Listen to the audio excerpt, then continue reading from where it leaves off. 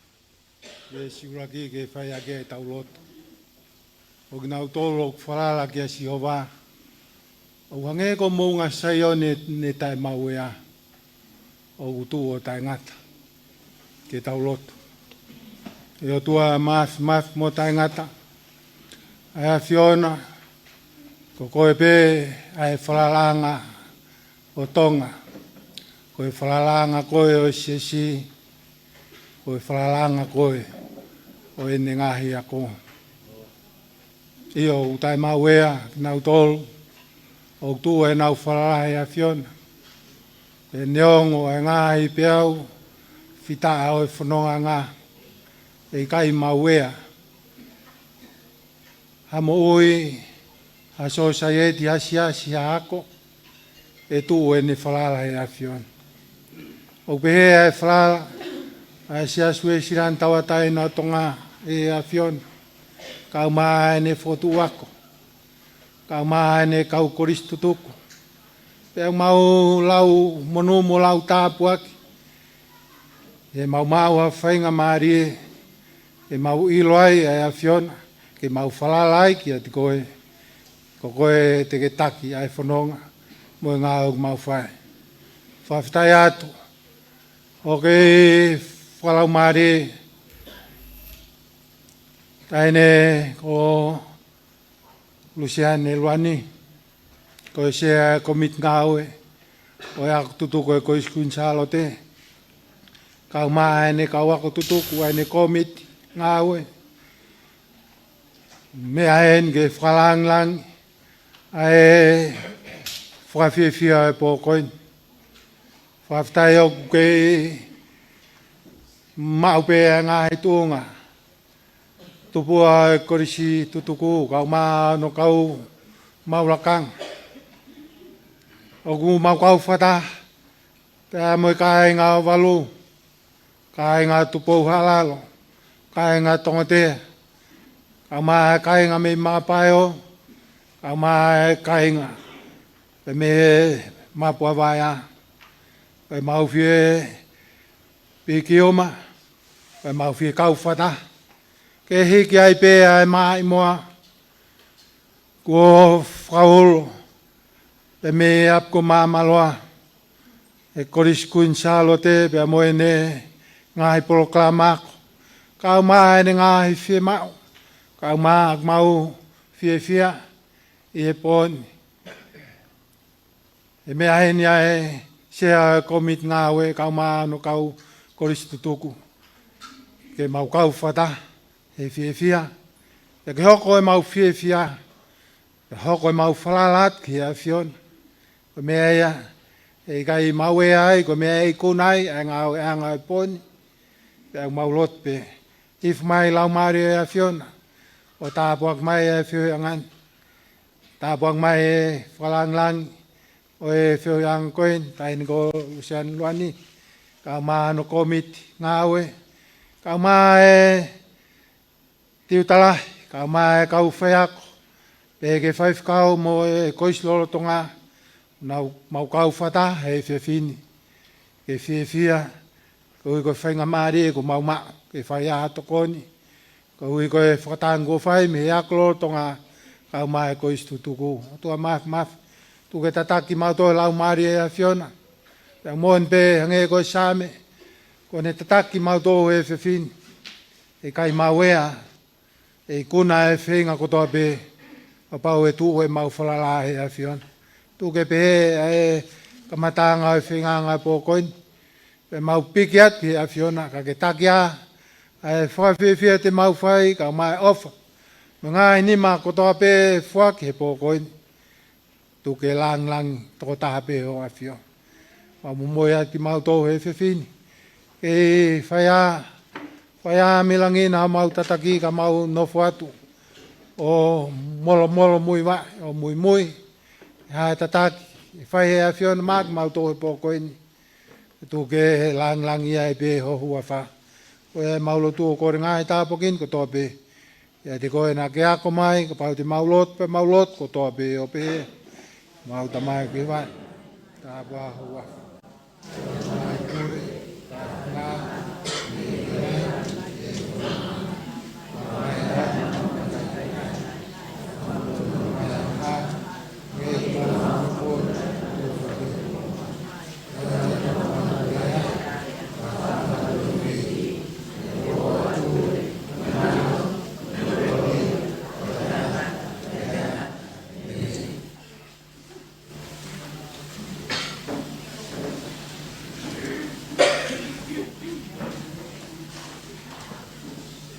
Kuri mugi pas-pasi mai lot dire utak ke tau programa ini pokoknya.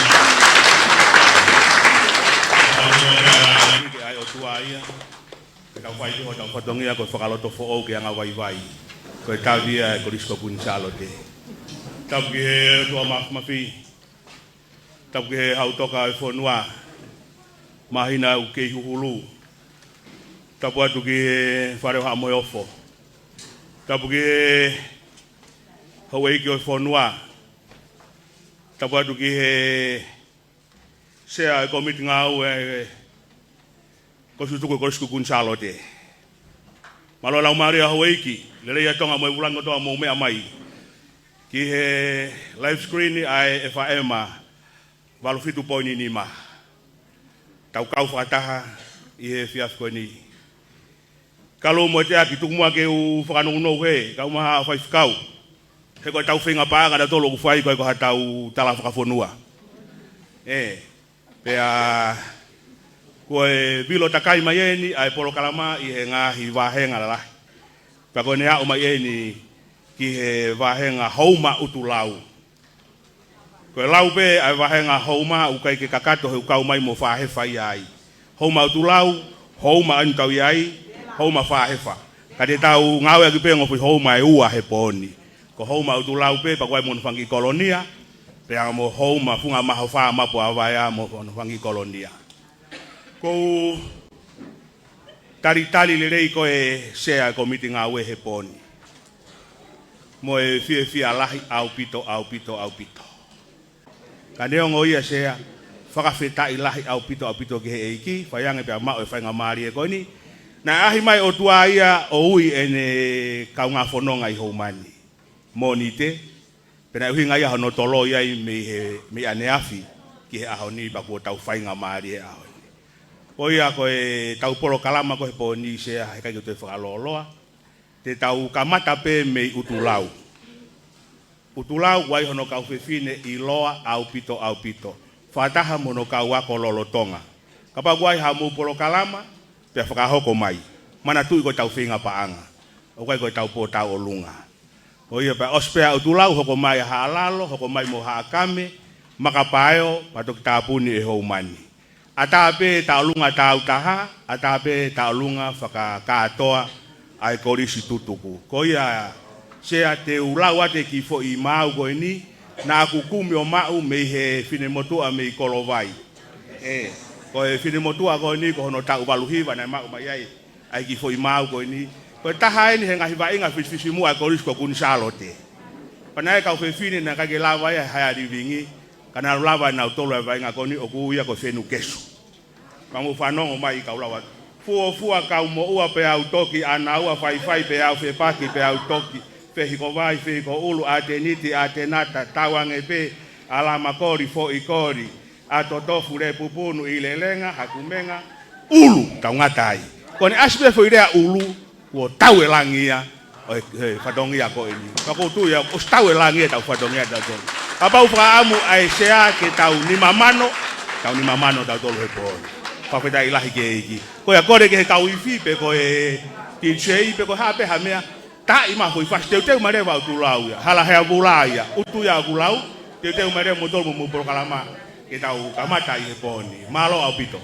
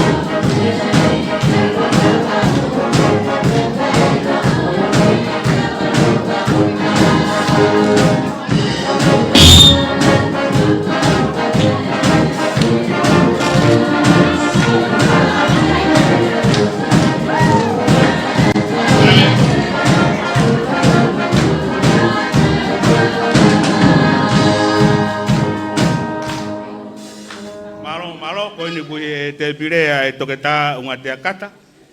Mai ne whanau whataha mo e Kolisi Tutuku ke whakahoko mai. E nau tau olunga e poni, ko ne whangamari ke toketa ke te atu. Tapu mo e awhia o tuai ho tau lotonga. Tapu atahine le ti luan. Ko e hai sipe o e funga maho wha. Ka kore ke uhufanga he whakatapu kakato na whahoko atu he MC. Kai ki hu atu e ki waka ko e ni.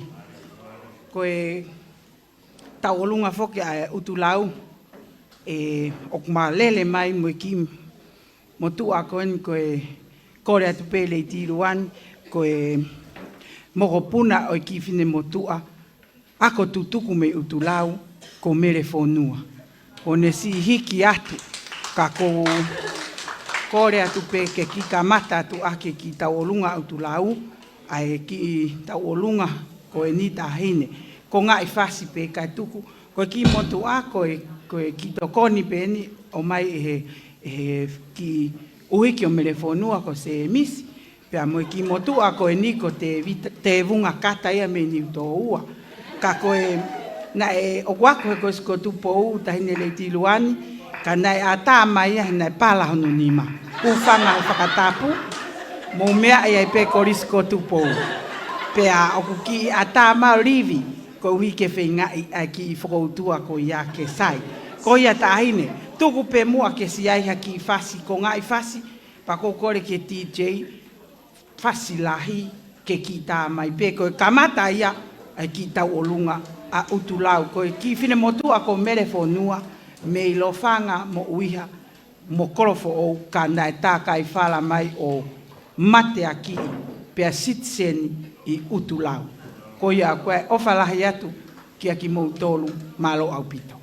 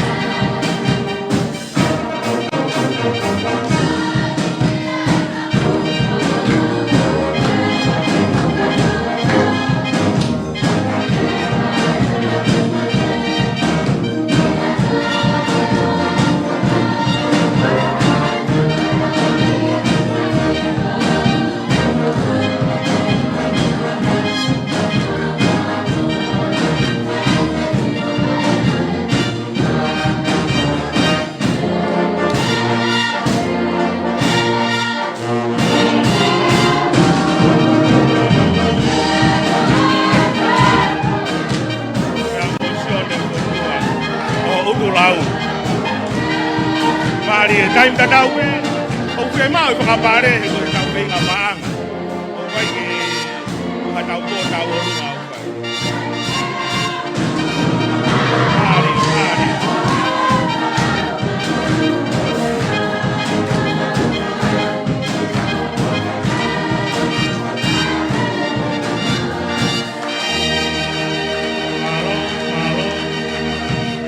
Pasi mai ai tau lunga whakawa he poni, wange koe o kumou mea I, mo tolu mea mai he ngaro ea, koe tau lunga whakawa nei kamatai ai mongo puna o mere whanua pia mo sione hawea whanua o utulau. E hoko mai rewa, utulau I he tau poro kalama he tainimi, kataki ai taki koe o kusutuku utulau, o whakailonga mai ka tau hoko at. O, tako eni koe taki eni kui heni. Malo. Patura watu. Pia ko kore ke uhu whanga he ngai whakatapu ko o se rao whaki. Taine luseane. Kai ki mamo beheni me he kolo. Tama piri nisi ko tu poutou a. Koi aku mau mate ki ai. Hape mau ki to e whai. Koi hape. Ko mau o singa maari e. Teke mau taulunga. Koi ni mafi. A kore atu ki he. Ako tutuku ko toa pe, a utulau moe tamai ki ako. Ke mau. Unu mai, katau kawhataha, he ko tau kuonga. Tā mai e whasi, ya omi be ai whasi e Kolisi, kuin Salote.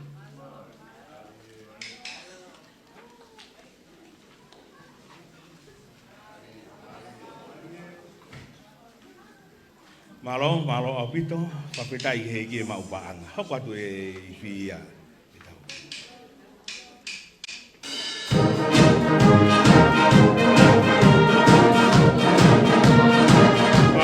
Marie. Oi au kwata hai ko susu ka mo e ko lo tonga. E a ko na u teki ko e paanga e ni mafe. Malo. Wai me ponga ngai inas a ko uru ai ko susu. Ka mo tuli o kaua u lau I hana me hana tonu e taki. E ua pe e ko miti ngau. Ka mo tōnia ko ka vele vela me pōnia.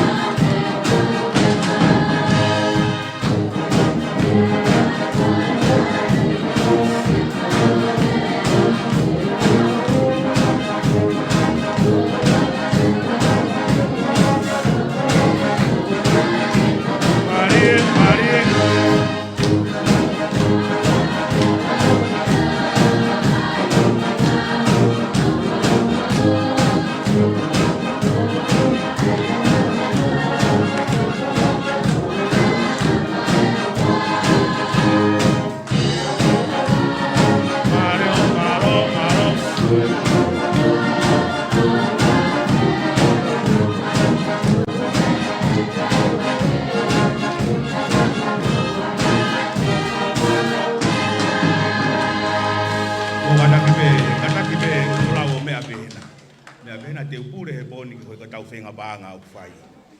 Ko e taulunga whakawa ko ni ko mau honola. O ku toe paanga e whaawalu pe au toki whakahoko atu honola. Ko tau whenga banga. Whi mai paanga e whaawalu ke au mai ke te pire. Ka au toki whakahoko atu e ola. Ko ka wifi, mo wifi pepe mo e TJ, si o mai ke whakailonga atu. Toe paanga e whaawalu. Ko ni ko whakakato tō taha ko ni sea ko mi komitu blau. To hiku be ai mea ia. Ai o wagia ai paanga e ua. Toi paanga hiwa walu pau toi whakahoko atu e tau. Whanongo mai ko e minai whika ko talatu talangofua ki ai he ko tāwia ko sunu Salote. Toi paanga hiwa walu e tainimi pau talatu e whika kakato e mea. Paanga hiwa walu. Tai ai hokato e iwi. Hokato e iwi.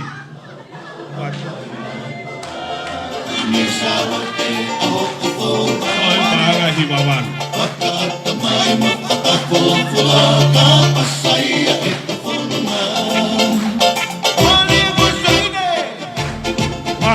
Mari.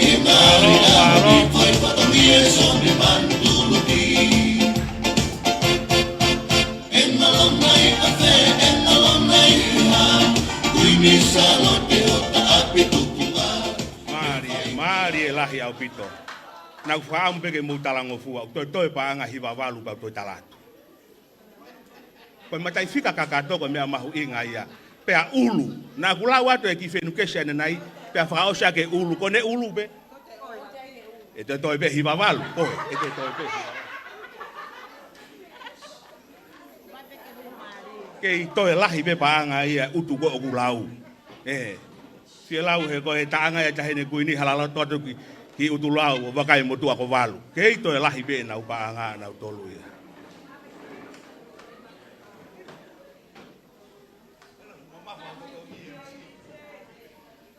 malo to ta mai be ka fi ko tau finga pa ngai boni ko tau po tau lunga mari so lagi kalau vai hana utari mai ha tau pa tu dai pala ide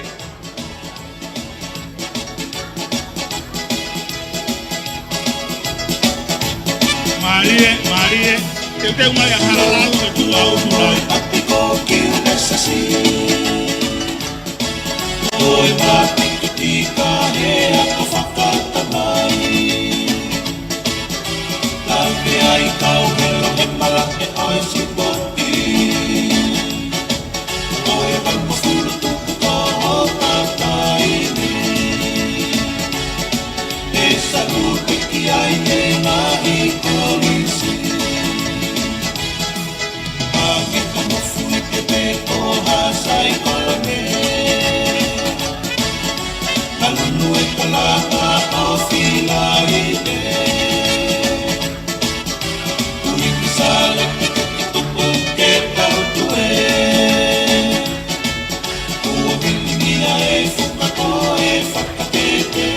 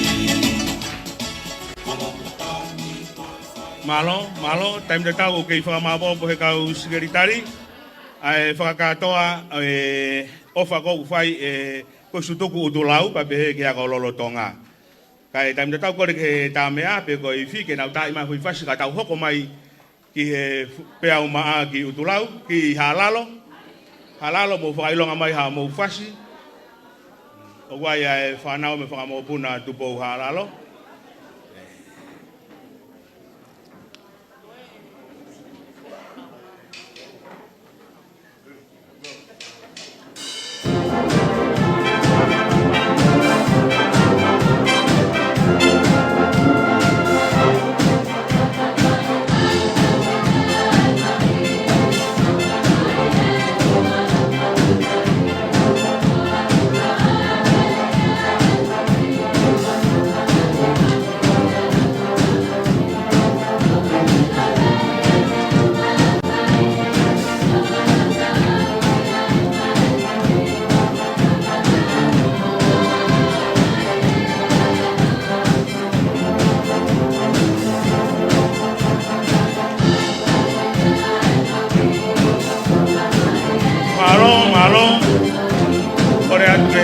Tutuku Hala lo que mo vai lo mai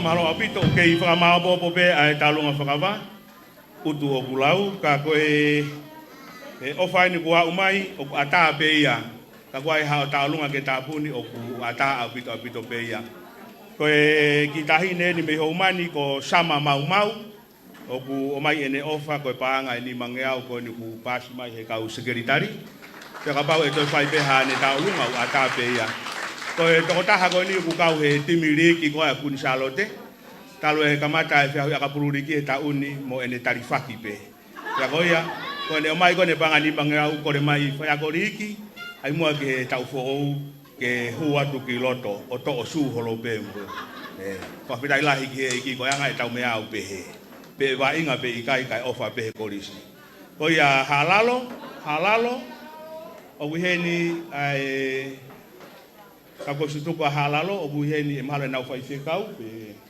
nau se tuata ko ia ku tau whailonga mai halalo mo fastao lunga o ai whakawave whakamao o polele ipe kako mea mahu ngā senituli ke mau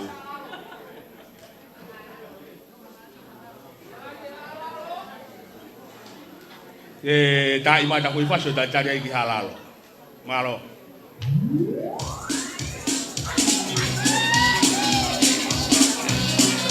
ha camelia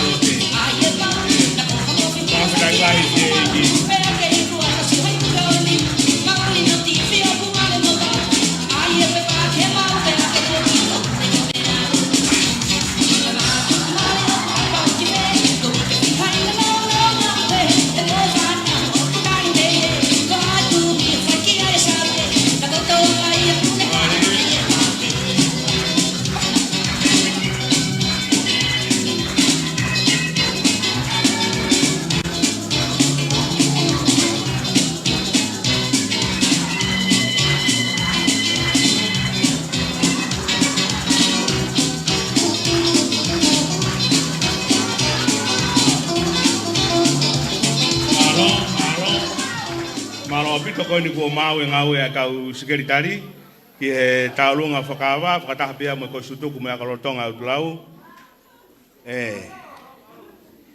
toe paanga e anonima pautalaki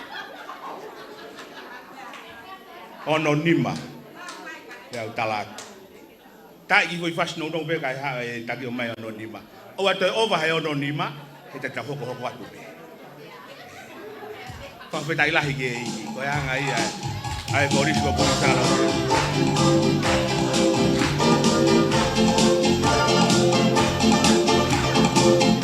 Marie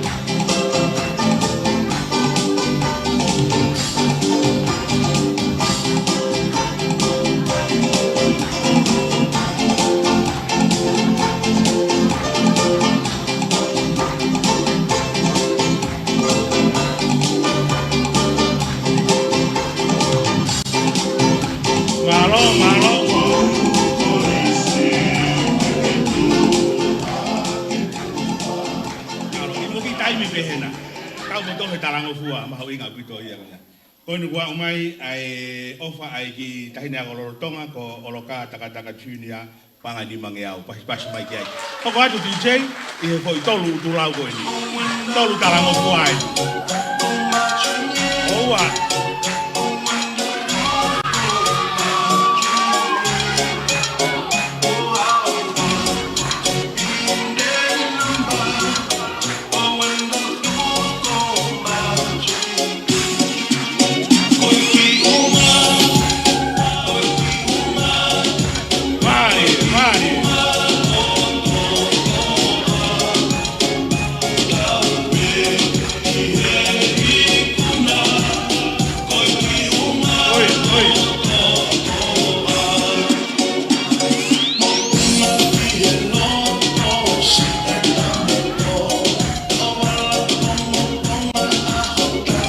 Teu mai Hala, kada di Hala, teu mai hiribe, kan to kakato ini, ko mai.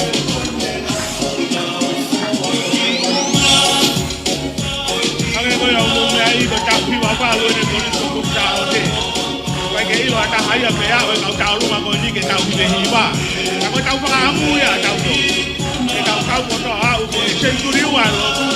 Ata ha mo ta u ya wa ko ta lo te. Mari.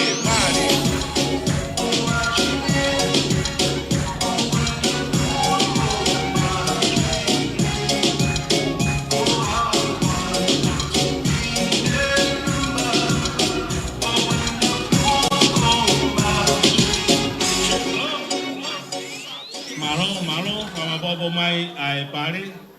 Ne o pe ko me ai ko Tutuku asiasi. Ai ke mau e tau.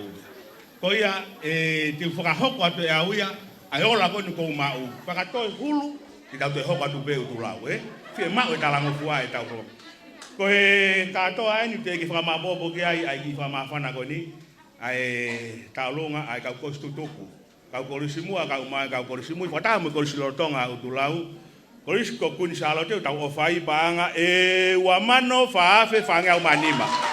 Uamano whaafe whangau manima. Toi panga hiwanima ka orege lawe mea koni. Rito ki hokwa. Malo abito halalo, ki foloa a halalo. Te teu mahakame tu a halalo, ko yang ai kau mea upi. Kau osi bahasa halalo ya ke komiti ngawe. Komiti ngawe sa ato halalo te ki ai, Te ki ai oanga halalo. Kai lo ngapa mo fasi, tama tau fasi ka tau hokwa tu. Malo.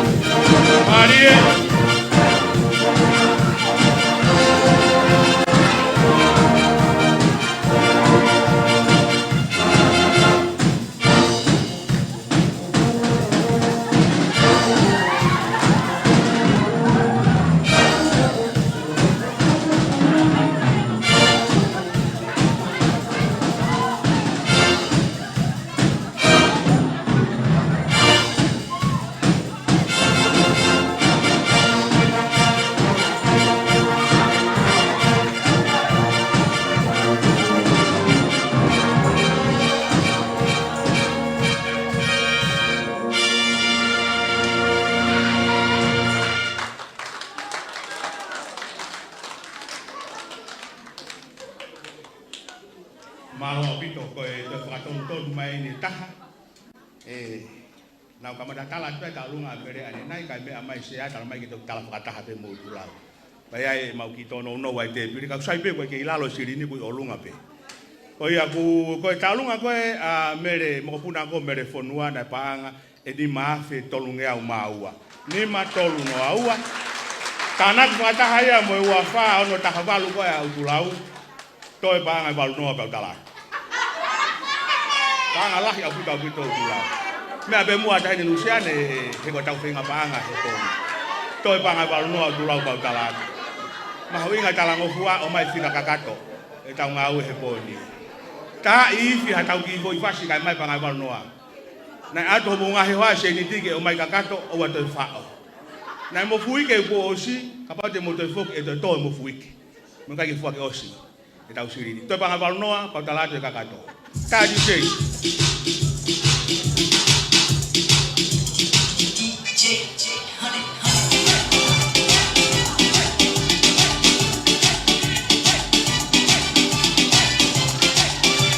Hala, hakame, mga payo, Houma.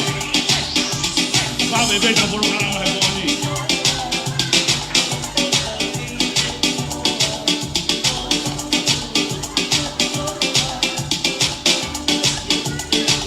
Marie.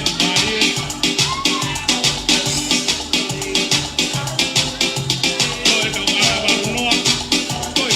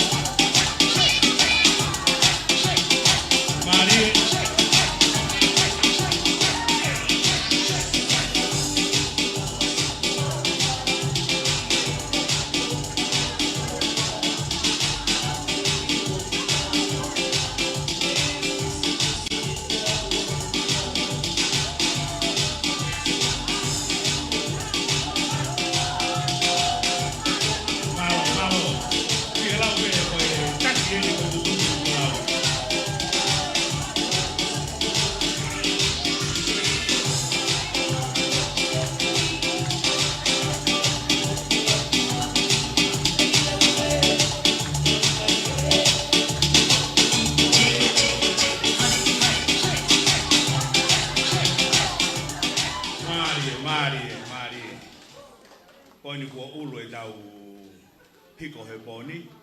Koe whakatoa ai taulunga ai utu o pulau. Mono kau korisi tutuku, kau korisi mua, kau korisi mui, akalolo Tonga. Feunga mo ai me kau whaife, kau feunga mo paanga e tolu mano. Pas mai ki ai. Whakawhetai lahi ki e iki. Koe tau ngā uia he lotu, koe tau fuaki be, tau paanga mo tau lotu be. Nā hoko mai e aho, o ke whihia ho sirini. Malo. Halalo. Tā tau whasi ka tau whakangong ki halalo mo hakame. E tua halalo, teu mai hakame. Tolu mano maariet. Na te ha owa hena? Tolu mano te au. Kota o pita o tūlau ai peke humari. Koia ko tau whinga pānga ia i he pōni. Whakapeta. Malo, tau hoko mai ki... Kore ke kau iwi pe ko tise tai haki fasu wawe. Ke wai mai ake halalo pa mo hakame pe makapayo pe kako Tutuku rewa a Houma ni ko tapu ni. Wawe pe tau programa mai poni.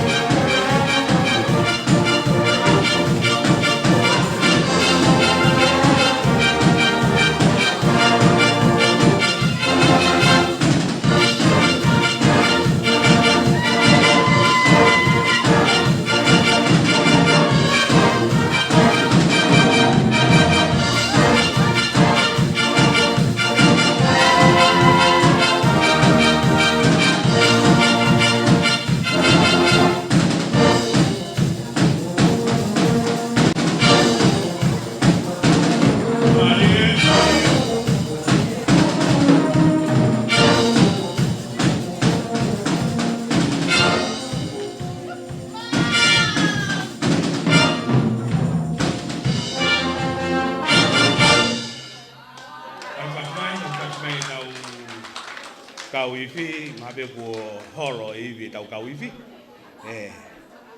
Fia apito e tau peo he poni.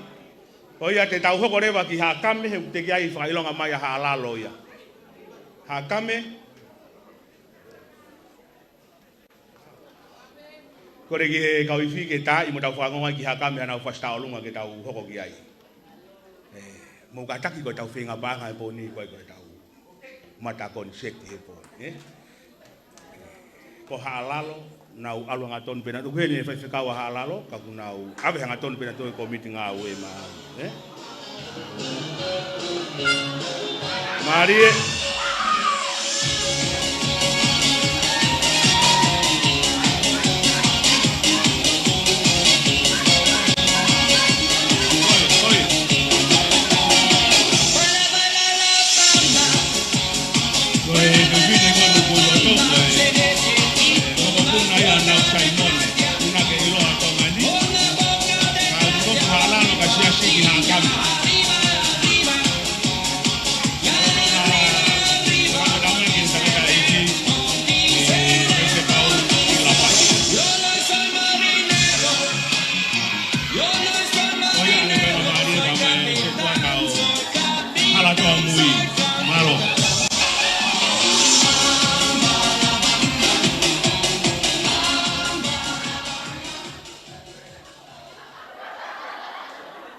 Tapke tua mafiu ne afio tau ko tulu. Waturo wat ke tala fatu ko kamata ke fiau ya nga e fefin. Ada pe ke mau ko nga te kau ko Tutuku e hala toa mui mi hakame. O fafia tu e mataine talunga o asinate tolta e me kilot. O me ai pe ngai ko nga e kau Koi kau whakau na wafiang i hala toa mui, o whea mu tolu e pōni e mu mea mai. Mu tolu ko toa pe, kora ke tā mea, pēha whas, tā i mai ka mea mai mau taine tālunga. Malo. Malo, asina tō tau. Malo apito, tau hoka tue ni ki he tālunga ka ko Tutuku mea ka Tonga, o e hala toa mui ai o ilo ko hakame. Taine tālunga ni ko loto ko e moko puna. Lau Simon, malo.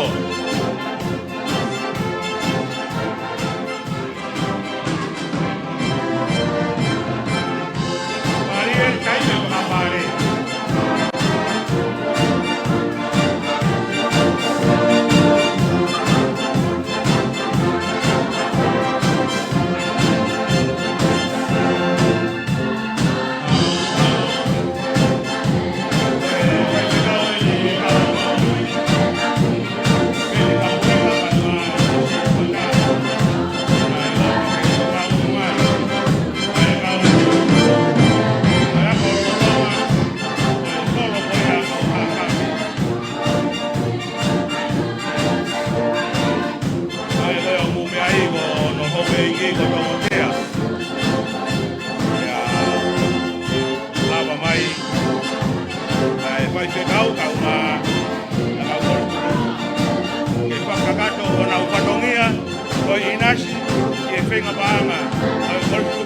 Salote, e Salote.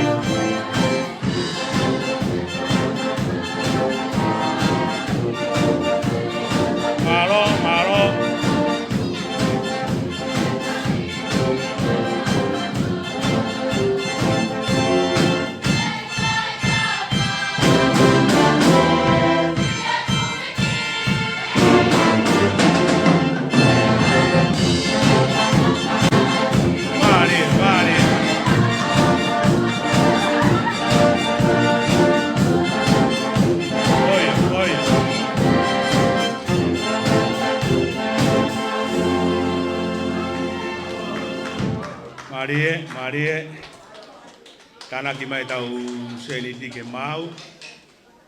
Koia koe lava leleia, koe tau lunga me hala toa mui, kolo koia ko hakami. Kai tatau kore atu ki whakapaio, ke nau teu mai, ke i whanga abo koe kau sikeri Mari, ai whakatoa e tau rua kone toke. Teo mai makapayo. Tahine ko Houma.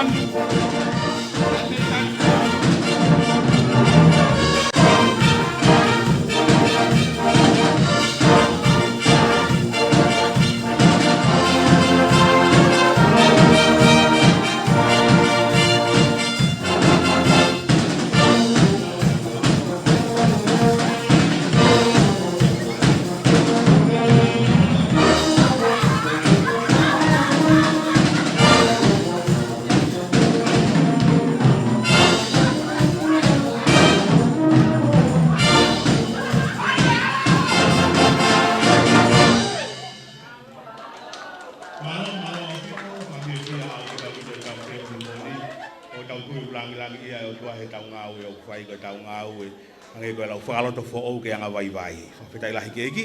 Koe ni ko mao e ki tohi koe ni. Koe taha ia e whanau lolo tongana e me tari koula.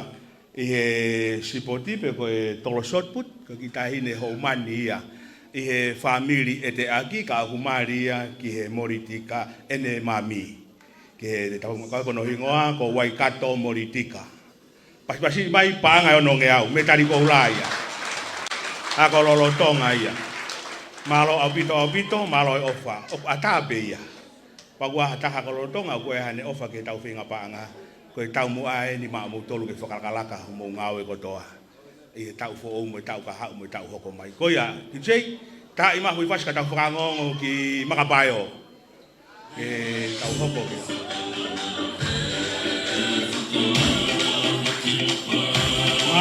Marie.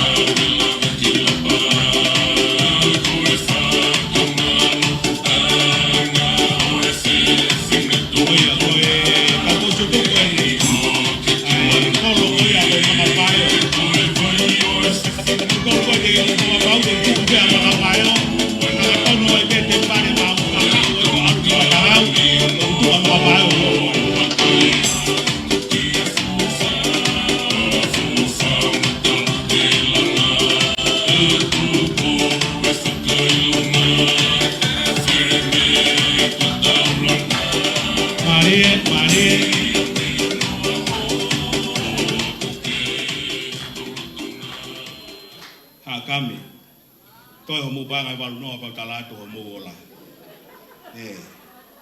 Toi banga walu noa hakami pe talatu homu ola.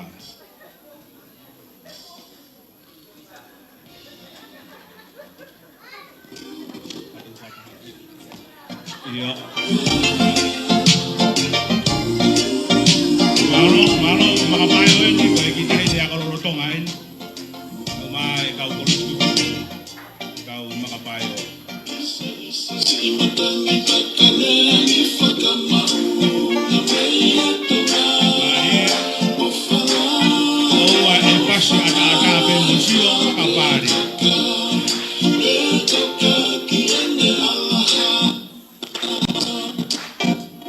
Kadang toy pangabalu no ha kami sakalato pakakatoa.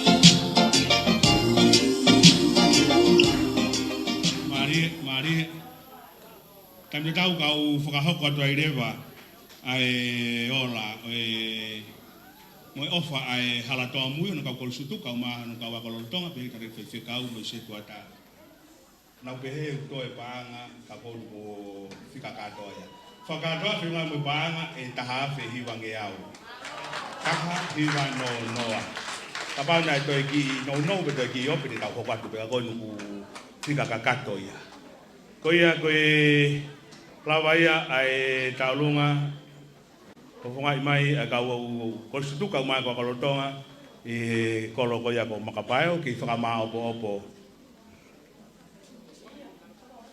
Koni te au mai o fefine fa fikau tolu tau mo panga te au poto au pito Houma ri aloha ke yo panga wa fe hakani fa dai lai te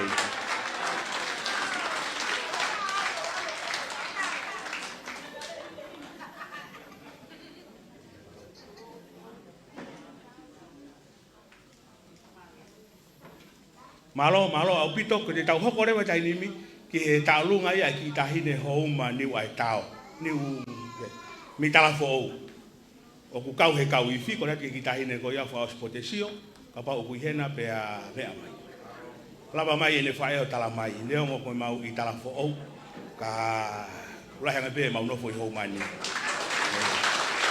ko taulunga ia ki tahine ko ia ko ene tangata eiki ko ia gune pure ia kau taha ko fisari ai ko wa ala ki ko o tuanga o fa mo uwaka ko toa ko ia ka wa mo mea ki ha pai mo o motu mo baba mo ngoni wa tanga tata eiki ko te ita potesio mo alu ki ai ko ia ko tane ni wa ma be ha foi fasi ko re ka wifi ai mai be fasi lahi ko fasi pe ia u tau bela ma fa nai te vita ka uma lose ko ni ko mo fa nga ni ko ilotoni ke whakakato ko anga i tau me au pe kai ke ifi ata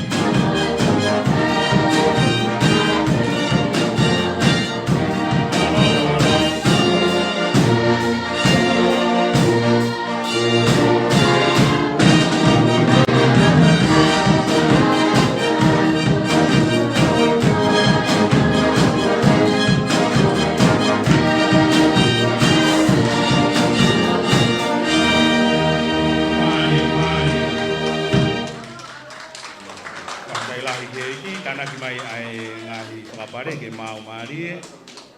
Marie, hangoia ko mo mea ai. Mo tolu ko mo whakakore ke whakatama mo tatai totongi. Mea te vita, na totonu ke mo kau mai pone o whakapare i e tau ki motua. Koe malo ne hao tai turi he ngāue. Horope ho mea tahine sea e komiti ngāue Kolisi kun Salote.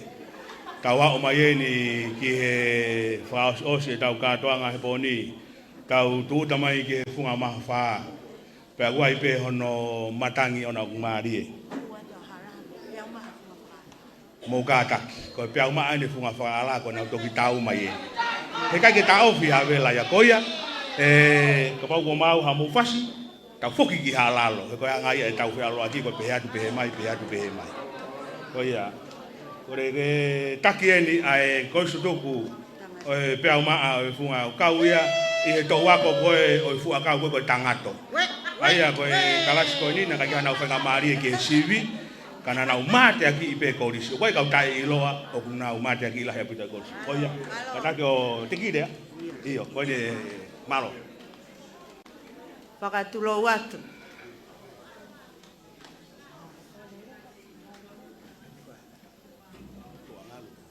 Tuangalu.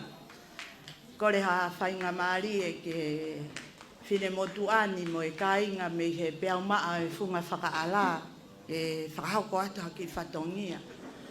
Ko e kainte ahi ha, ka koe whakawhetai anga e lau maari e, ko hi ko e otua, o e tui o ngahi tui.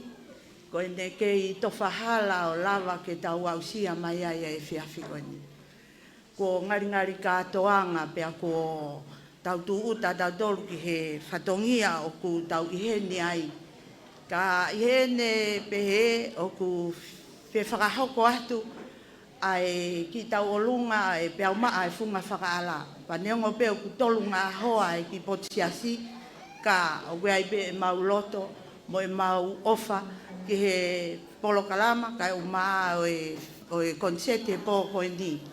E tahine Luseane o ku fotu mai ake ki kāinga mo he whakafotu mai e ki i lou akau. Kore ate kau whewhine mo lava mai. Ko e tuku atu e na ko e whariki anki e o me arere. Ka hange pe ko e ngahi paneongo pe papataka ko e lalanga me he peau maa e funga whakaala. Pea he taimta tau pe o ku loto pe, neongo pe ngari sisi e ki kolo. Ka koe hoko taki ngai ai Houma ki nuku alofa. Ka pau nai kai ha peau maa e funga whakaala, kai ke mo wau ki nuku alofa. Pea taimta tau pe ki e seo kia ki utulau mo mea ngari mo sio lalo ki peau maa e funga whakaala. Ka koe peau maa e funga whakaala o kia CPS a.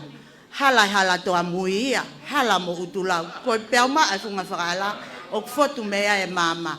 Pai e pehe o ku koe whine montu a koe ni hange koe whakawheilo aki.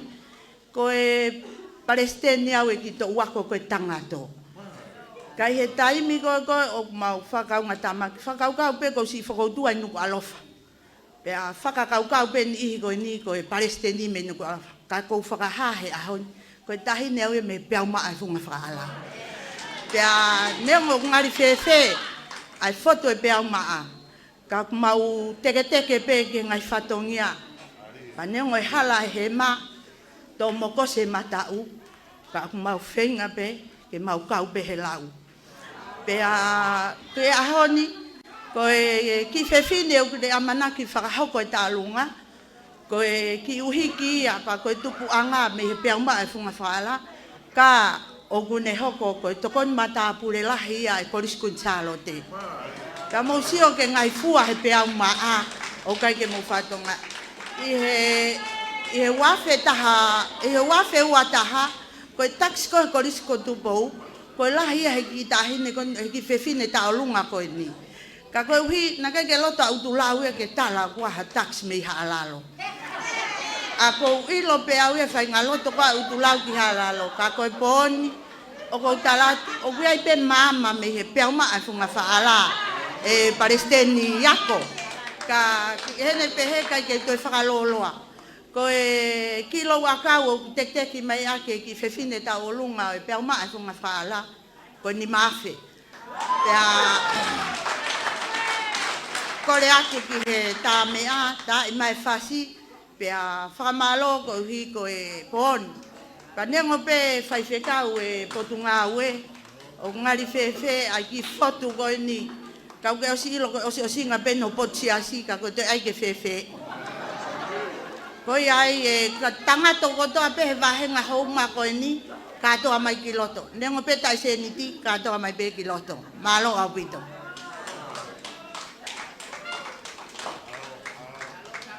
Malo ki he presidente e tangato kolo koia ko halalo ka ko fia pito.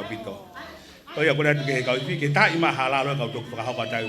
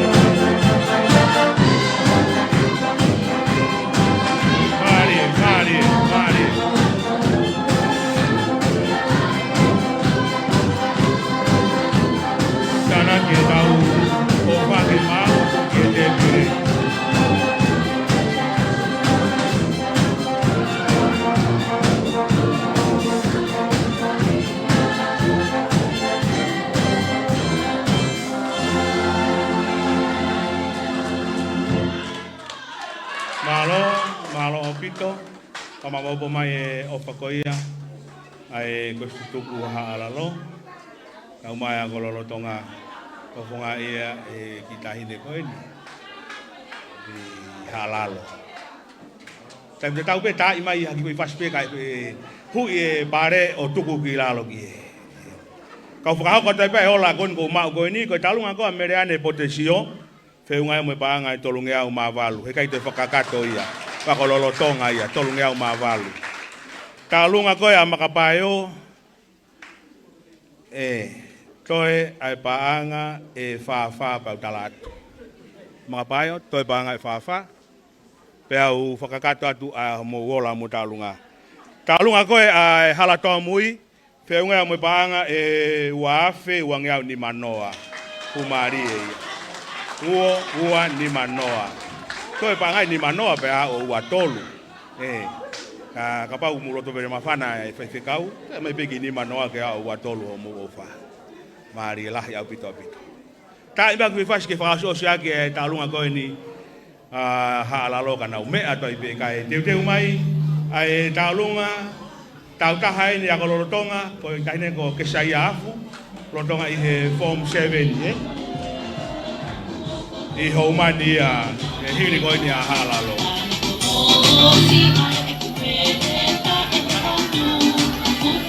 Oya gol wa mai se gona mo banga ni manoa ara kene ba Hala lo wa fe tolungea. Pas mai.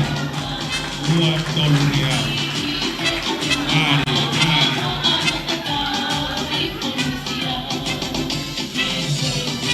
kami,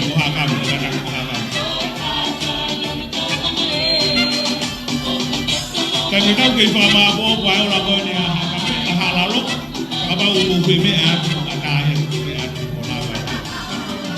Kai ko le ke fi ke para ibu fas. O wa fe fas lah ya ta ko le sias. O ta fas lah ya ngah ya ko. Te mo la ba ta i mai fas lah ko tu ngama mo he la la kiri toto. O wa ka ko Tonga ya he na ulama na to fas lah ka wi he la la kiri toto. Tak imbai kat aku. Mari.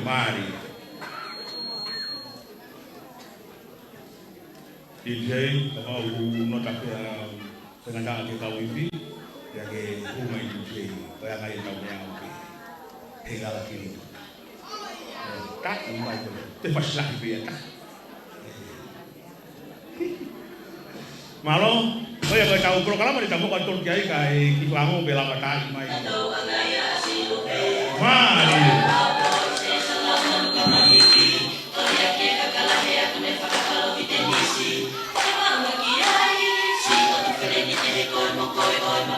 Korea tu ke foto tu bina, koyo mo nama uyen. Oh kalu, kamu ede aki, kamu pasti dia moa. Me ai tahin se ai ko mi ngawe ka u pia mai dia mai dia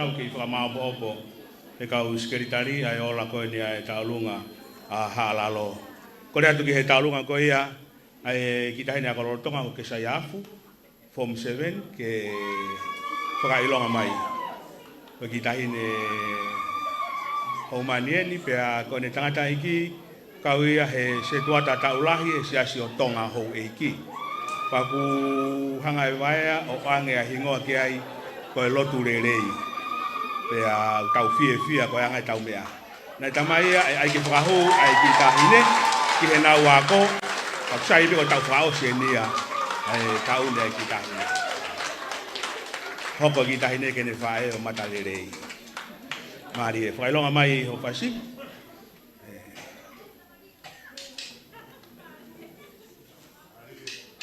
mari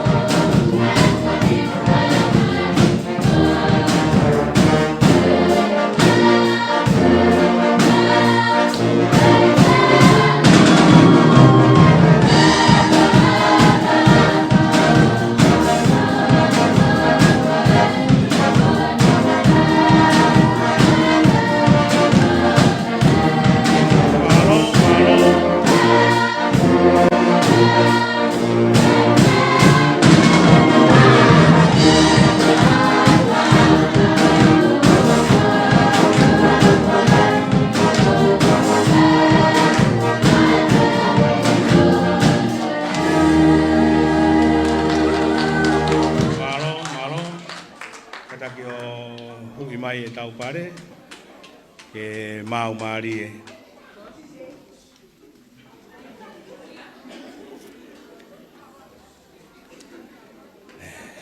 Pea umaa.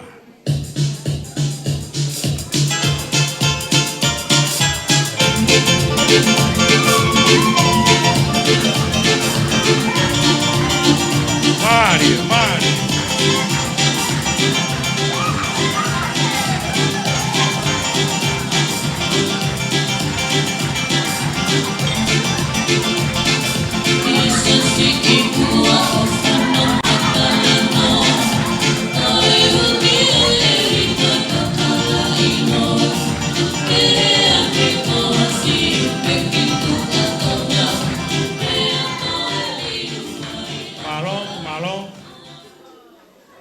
Koe ola koe,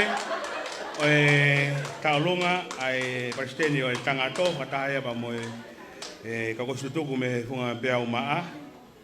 Korea tutoe mo banga whaatolu pa whakaka haupatu. O te mo ita mai kau,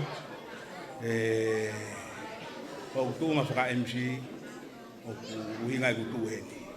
Toe banga whaatolu, ta imai ko i pasi, pea o toku whakakato atu. Kai te teu mai, ai kau Kolisi tuku, o funga maha whaa.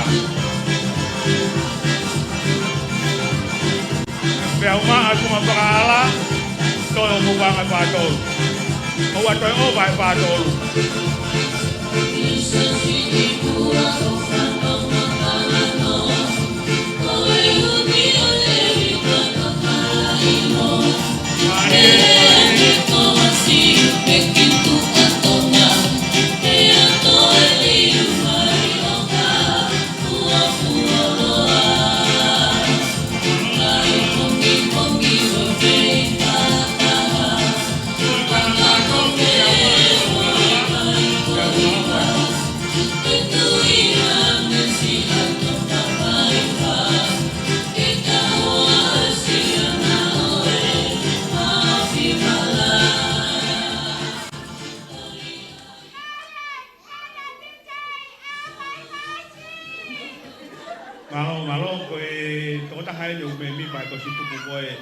Tongatapu.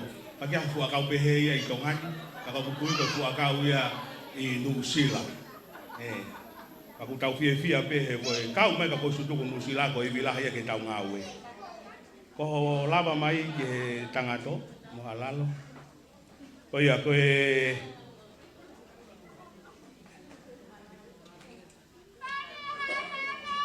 Iyo, koe ia ko korea tu ke ka Tutuku ai funga maha mo lava mai o whailonga mai.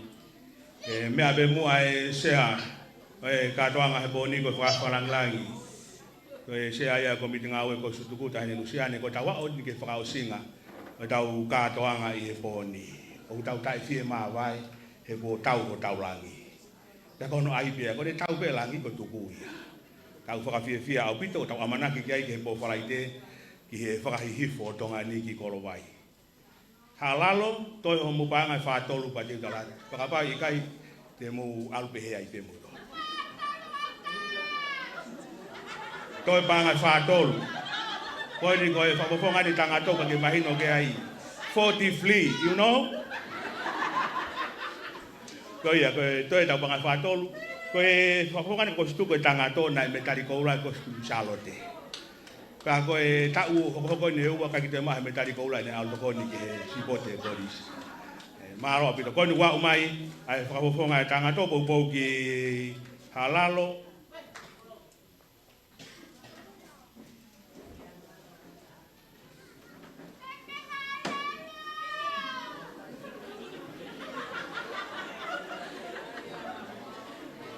Malo au pito halalo.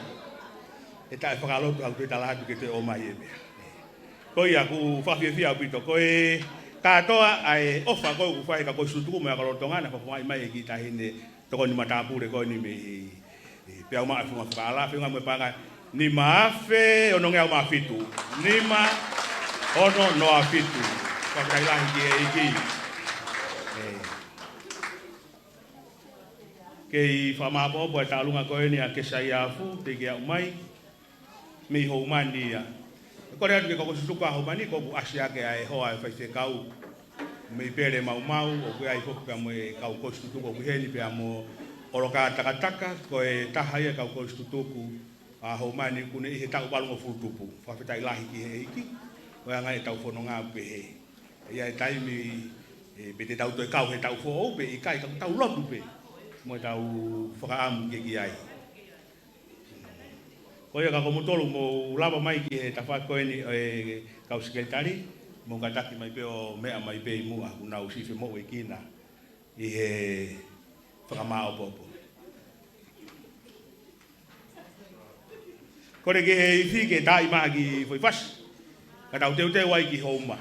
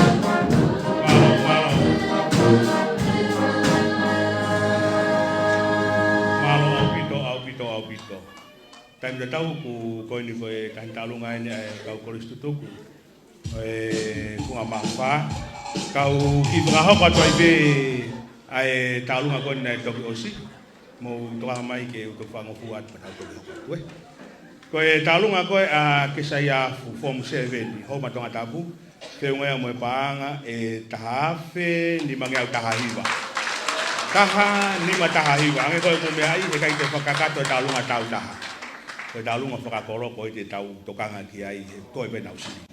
Koe ia, koe talunga ene a Houma koe ni ku mea mai. Mea pe tahine lusiane, koho koro eni koe ni ku nau i marae he poni. Ke whakakato, koe tau talunga whakausia. Vela, Houma, oua toi. Mari, mari.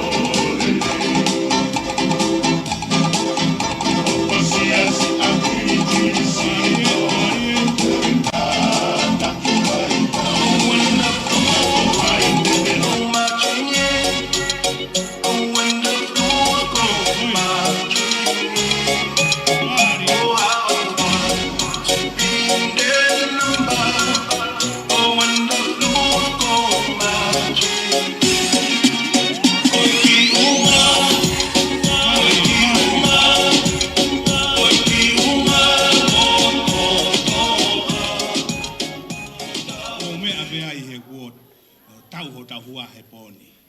Nā ku lawe atu ane nai koe tālunga tāpuni eni. Toki whanawhana mai sikeri tāri ia, koe nau mea holo pea moesea, ko nau tolu pete nau tālunga tāpuni. Pea ku whakawhie fia koe hanga ia tau mea. Koe tau atunga ia tau tolu e kautu, kone mea pea hau eiki, kone tāpuni ia tau mea. Koe ia tā mai beti uchei, ke whakawerewela kai toki hoko atu ke he tālunga tāpuni, ai komiti ngā ue.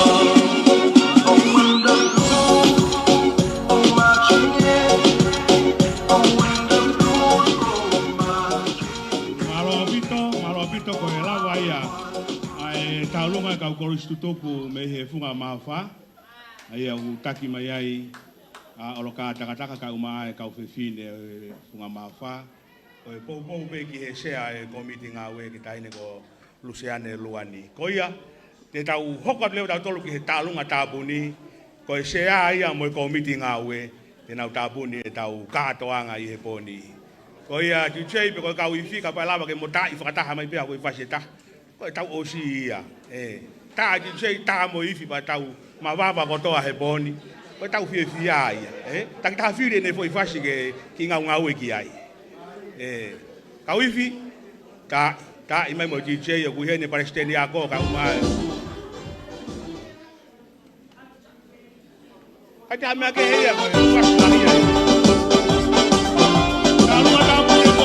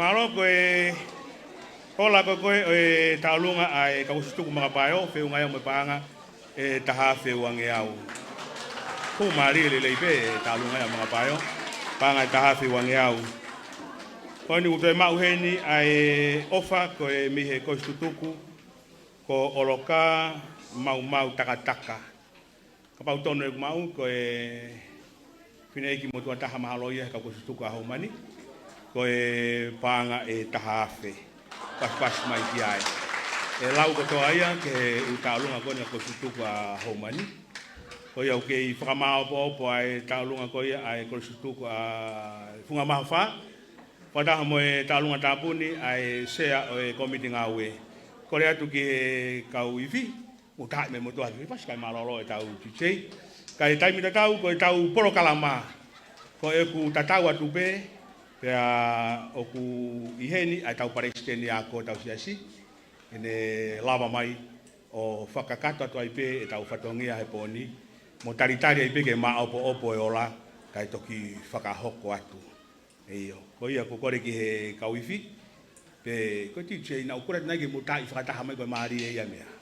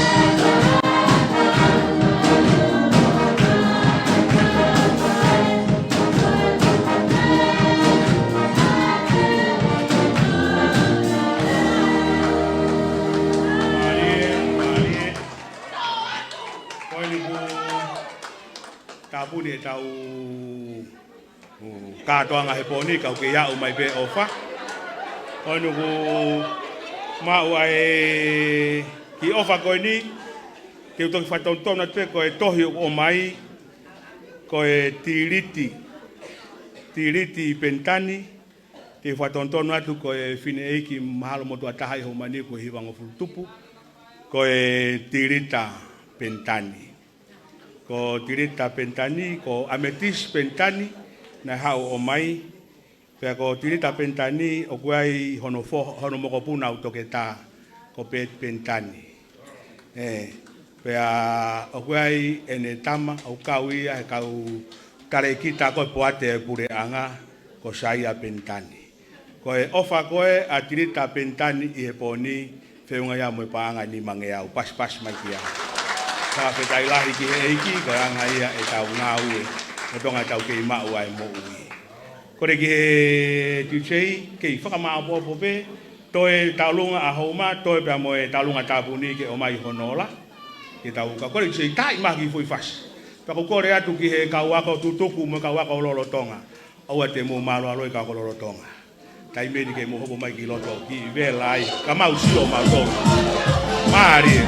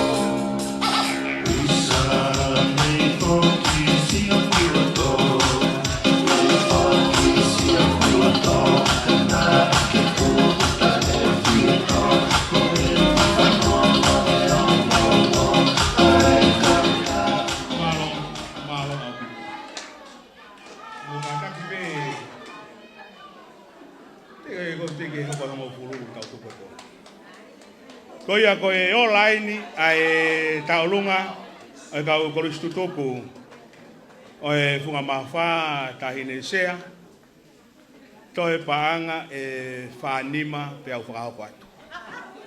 Ko tau whinga paanga he poni. Toe paanga whanima Houma pe au whakao kwatu. Kai ke kau ki ai whakaverevela koe ni. Toe paanga whanima.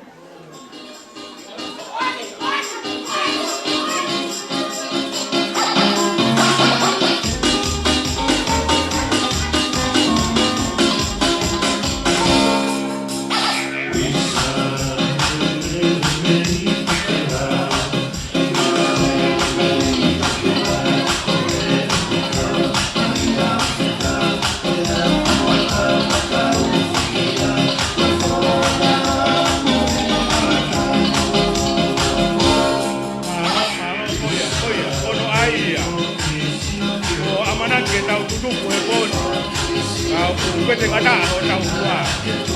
E koe tangata le rei ko toa pe o tau tua. O kua ia pe pine o tuku i o tua. Pe o tau tua matala ia. Koe whanautama ia e ko tito kuri Salote. Mari, mari.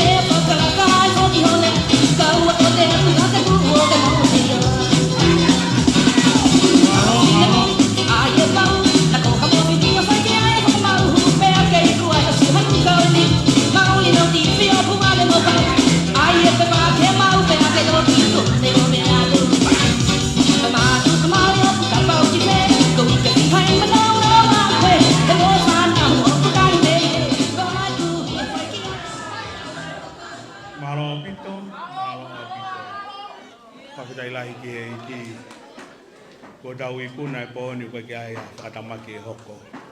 Ko ngā koe whakamalu-malu he laumari koe o tua.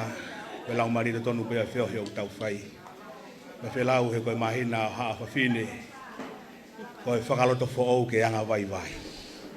Koe mōni he mōni. Koe rola eni. Oe taulunga. Koe ka koe Tutuku me he funga maa whaa.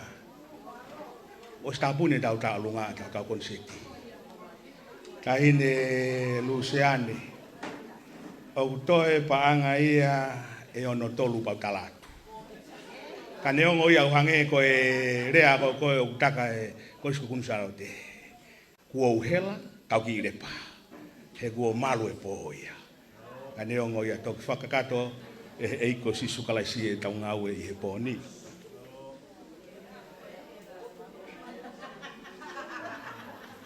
Ko ia koe ola o taulunga ko Tutuku e Kolisi Whamawha, pe ai Whamawha, whataha moe ka lolo Tonga, whiunga ia moe paanga o au tūlau e sio mai. Ua mano ma ono ke au tolu fitu. Ua noa ono tolu fitu. Ua hala hea bula ki ai. Whawhetai lahi ki he iki. Ko ia koe tu e tainimi ko kore ki he paresteni ako. Ke mea mai o whakakato e tau whatongia he pōni, mo whakahokato i pē ai ola whakakatoa e tau katoanga i he pōni. Malo apito, kala munuat pa ofalat kia teki mautolo.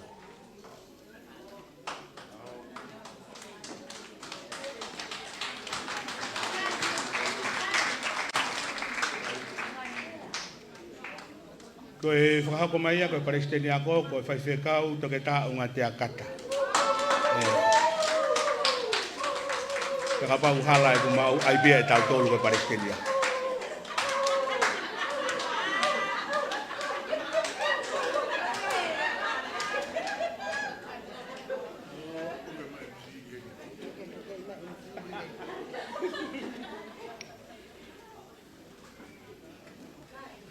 Tap mo afia ai o tua e tau lotolotonga pe a o kou kole ke u whatapu ki tahine ko leiti luani. Whatapat foki ki haamata pule. Whatapat ke kau whaiwhekau. Whatapat ke kau Kolisi Tutuku, Kolisi Mua. O e ngahi kolo Kuini i Houma, hakame, halalo, utulau, pe mo makapaio. Pea ko kore ke hufanga i he whatap kakato ai au amanaki ai nei whakahoko e he MC ane nai ka whakahoko atu pe ai lea whakamalo ko wange ko ki o vare MC ko hi ko vahe mai ke u whai lea whakamalo he koe mau ki Koniseti ni a tau tolu ka neongo ia ko whai pe talangofua pea ko whahako atu pe ai whamalolo to honga. Me he tahine ko leiti luani, ai aku ne taki mai ai Fononga ai ako Tutuku, pe he ki he pure ako, neongo kai kene heni, kau kene tokon pure, kau mati utalahi, whamalolo to honga ki a te mautolu hono kotoa pe, o mou mea heni i he whiawhini. Sapate foko e ni, o tau unu atu ke tau whakamanatu ai whewhine, ai ana e talangi e sisu kia te ia. O ai ave mea kai ai kuli ma ai whanai uko ia. Pea koe rea ai whewhine, na a moi whanga kuli o nau tufi momo pe i he lalo te pire. Pea koe e whiawhini ia, o mau whakawhetai mo mau whamalo, koe uhi, mau mea mai tahine ko leiti luani, mui mai ai kau ako Tutuku, ko miti ngā we, mau lava mai ki heni, mau inasi i he momo, o mautolu ai ngahi whamiri, ai kau whaiwhekau ngahi siasi, pehe ke teki mautolu ai ngahi whamiri kotoa pe o ngahi kolo Kuini. Koe ki momo na mou tānaki mai, me ngahi ai anga mea masiva, o ki nasi ai Kolisi ko Kuini Salote, ahono ako Tutuku, ka uma ai ako lolo Tonga. Koe proseki ai ako Tutuku, taki ai tahine ko Kuini na naspau, ke whakalelei ai ako nofo mau. Ko ia ia o whai mai ai whakahemata i he whiawhini, pea ko atu e whafofongai o mautolu hono kotoa ai ako Tutuku, ka mai ako lolo Tonga. Ke teki mautolu, ki o kai ngā tahine leiti luani. Pehe ke toenga kotoa o ngahi siasi, mo mautolu ka wako Tutuku o ngahi kolo Kuini, ko mo whia ai Koniseti, o e fiafini. O mau whakamalo mo loto honga. Tawange peke hanga e o tua. Ai o ki ai mea kotoa pe iai ai paanga o ki ai e koloa ai na mou vavae mai i he fiafini. Whaafoki liunga lahi ka teki mou tolu ko uhi ko e fuaki o e fiafini. Whiunga kotoa ai fuaki ko mou whahoko e fiafini. Whiunga e mo paanga e ni mamano hiwa afe valungi au whango pui nā whango. Nima hiwa valu wha.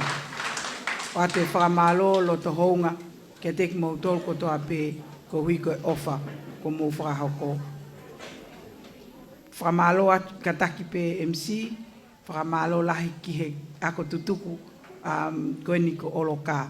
Ko tui pe ko oloka ai ako tutuku tau motua ihe loto whaleni. Mahino pe ka te au o kia e toko taha penitani, ne eiki ko ia o ku lahiang hono tau ka ko oloka ku lava mai he fiafini. Ma ofa lahi atu kia te koe oloka, malo e taki mai o tau ako tutuku. Iho tau ki whanga ki kolo masiwa koeni. Oi o Houma. Tau ange peke tau hilele, ko hike taha usia ai tau Senituli e wanoa uano. Ofa lahi pehe, ofa lahi atu ka teki mautolu. Ai kolo o Houma, malo au pito ke MC, malo e whakatau kei au tau e fiafini. Pehe ai whakahohaa whamalo o e fiafini tu au whātu.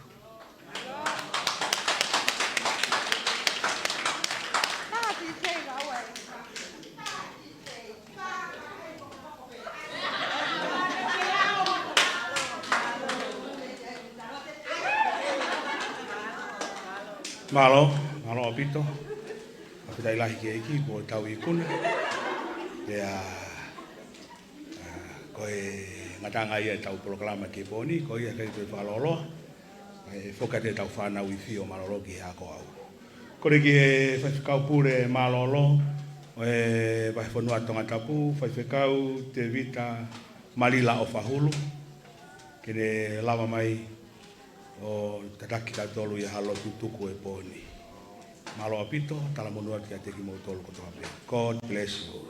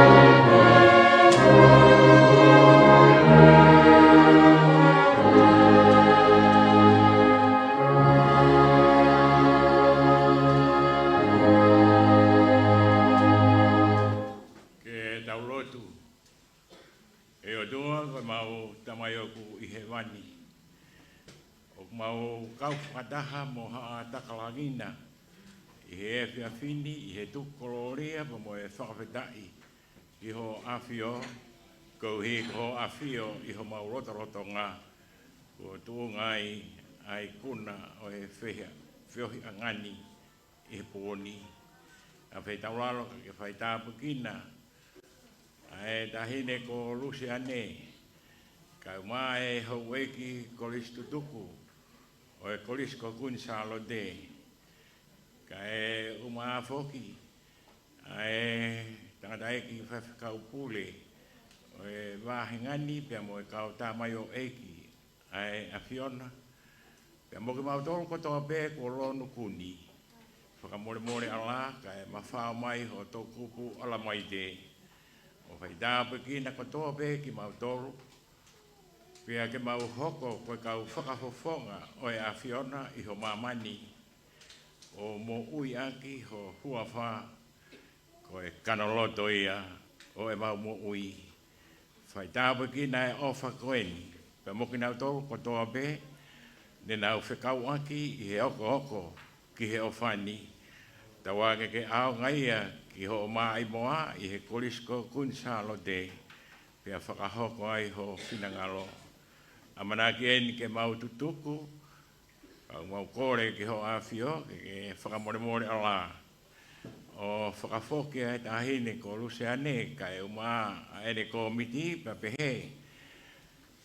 Ki he tiutalahi ka e uma e whanawako o e Kolisi ko Kuini Salote ki honau mea anga pia ke mau mātuku i he whiawhia o i kuna o e whia whini pia laua i ho mau taumua ki he vanina a whei tauraro o ngona ho mau reo pia ke a whio ai pe i ho mau rotorotonga i he koeni pa moe kaha una. Tāpoa kai o tua koe tamai mo alo mo lau maari maa oni tawange ke a whio ia i ho tau rotorotonga o tai ngata. Amen.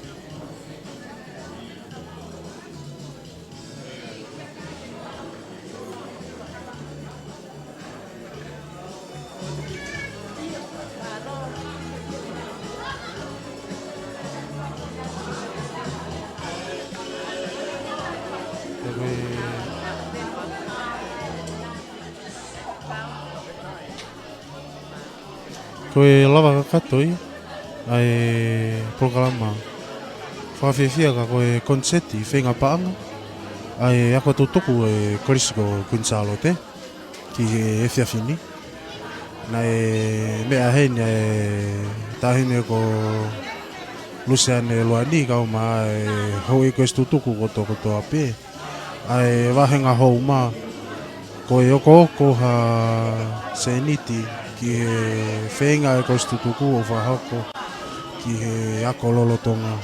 Oku whawhiawhia pia whakamawhana ai programani i he ola pa me tumu ko i kuna e wahenga Houma i he whiawhini.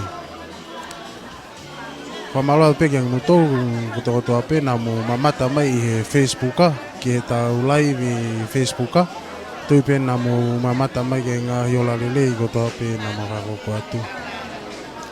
Pe whakaukat pe whakako whatongia kau ngāu e pia me Houma. Wepi Star Rea Junior Fighter Pita Takafua. Maloa pita homo mea mai. Kamo mea